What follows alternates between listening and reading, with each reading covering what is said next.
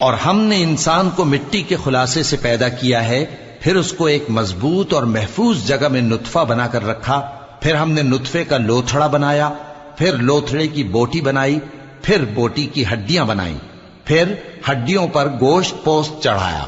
پھر اس کو نئی صورت میں بنا دیا۔ سو بڑا برکت والا ہے اللہ جو سب سے اچھا بنانے والا ہے۔ پھر اس کے بعد تم مر جاتے ہو،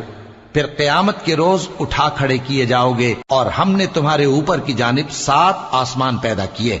اور ہم خلقت سے غافل نہیں ہیں۔ اور ہم ہی نے آسمان سے ایک اندازے کے ساتھ پانی برسایا، پھر اس کو زمین میں ٹھہرا دیا، اور ہم اس کے نابود کر دینے پر بھی قادر ہیں۔ پھر ہم نے اس سے تمہارے لیے کھجوروں اور انگوروں کے باغ بنائے، ان میں تمہارے لیے بہت سے میوے ہوتے ہیں، اور ان میں سے تم کھاتے ہو۔ اور وہ درخت بھی ہم ہی نے پیدا کیا جو طور سینا کے دامن میں ہوتا ہے، یعنی زیتون کا